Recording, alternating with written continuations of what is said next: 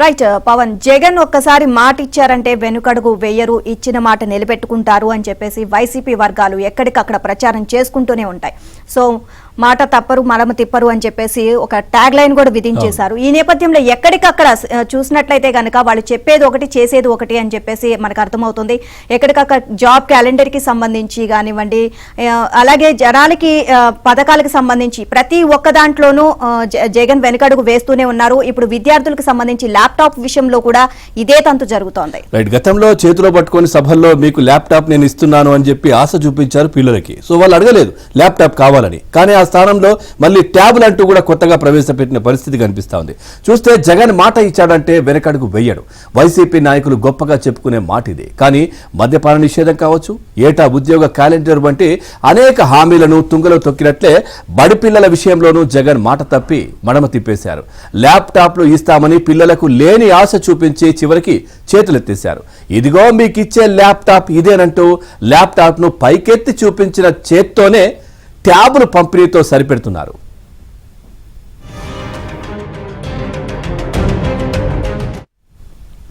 వరుసగా రెండో ఏడాది కూడా ల్యాప్టాప్లకు బదులుగా ట్యాబ్లే ఇస్తూ ల్యాప్టాప్ ఆశలపై పూర్తిగా నీళ్లు చల్లారు.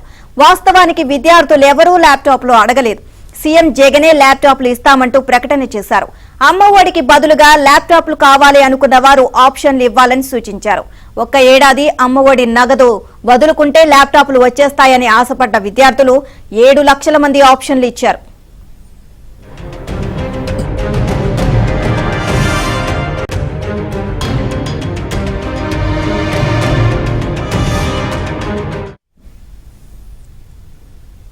రైటిక సంఖ్య పెరుగుతున్న సమయంలో ప్రభుత్వం చేతులెత్తేసింది. కంపెనీలతో మాట్లాడామని, తక్కువ ధరకే ఇస్తామని ముందుకొచ్చారని చేసిన ప్రకటన అబద్ధమని తేలిపోయింది. కనీసం 26,000 కూడా లేకుండా ల్యాప్టాప్ ఇవ్వలేమని కంపెనీలు తేల్చేశాయి. అంటే అమ్మఒడి నగదు 15,000 పోగా మరో 11,000 అదనంగా ఇచ్చి ల్యాప్టాప్లు కొనుగోలు చేయాలి.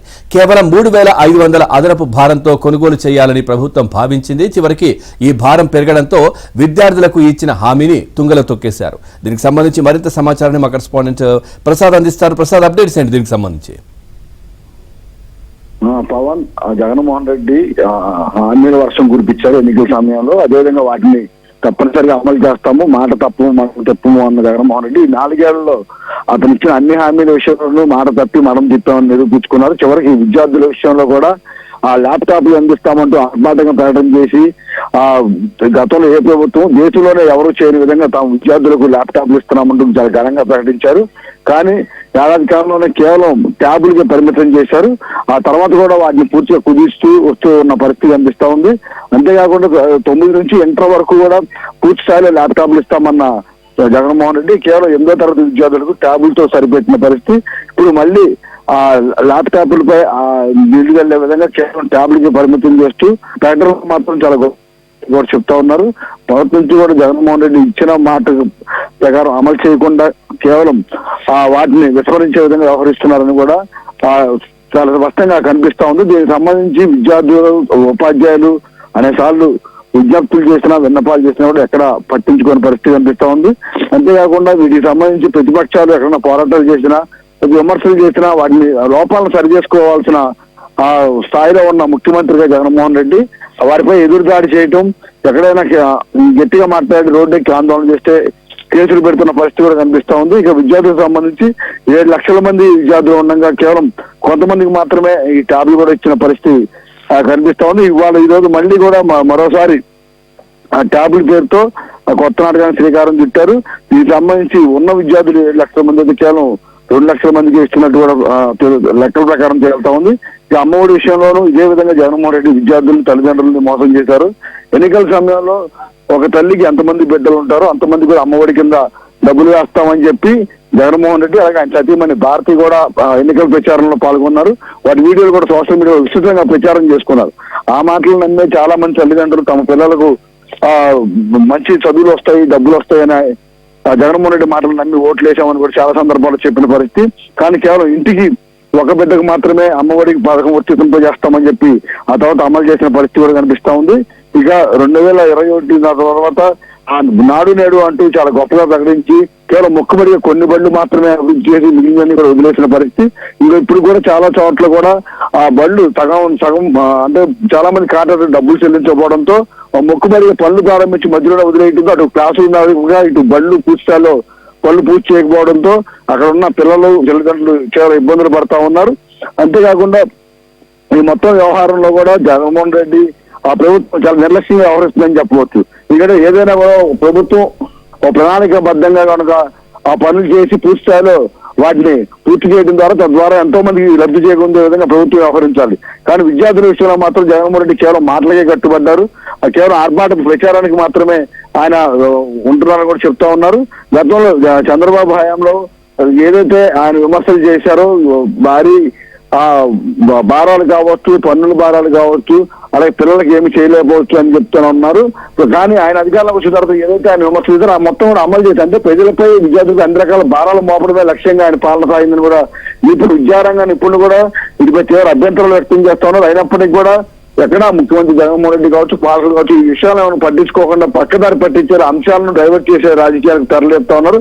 ఎప్పుడు ప్రభుత్వ విధానాలపై అలాగే జగన్మోహన్ రెడ్డి లోపాలపై ఎప్పుడైనా రాష్ట్ర చర్చ నడుస్తున్న సమయంలో వెంటనే ఏదో రాజకీయ పరమైన అంశాన్ని తెర మీద తేవడం, తద్వారా ఆయన లోపాలని ప్రభుత్వ నిర్లక్ష్యాలని వెలుగులోకి తేకుండా ప్రజల్లో చర్చ లేకుండా చేస్తున్న వైనం కూడా అనేక సందర్భాల్లో మనం చూసాం. ఇప్పుడు విద్యార్థుల విషయంలో కూడా ల్యాప్టాప్లు కాకుండా కేవలం ట్యాబ్లకు పంపిణీ చేయడం, అదేవిధంగా ఎవరైతే ఈ అర్హులు ఉన్నారో ఆ అర్హులకు సంబంధించి అమ్మఒడి కావచ్చు, ఇటు ట్యాబ్లు పంపిణీ కావచ్చు, అర్హత ఎవరైతే ఉందో వారందరూ కూడా సంవత్సరం ఎక్కడ పెరుగుతూ ఉంటారు. కానీ జగన్మోహన్ రెడ్డి పాలనలో లబ్ధిదారుల సంఖ్య కుదిస్తూ వస్తున్నారు.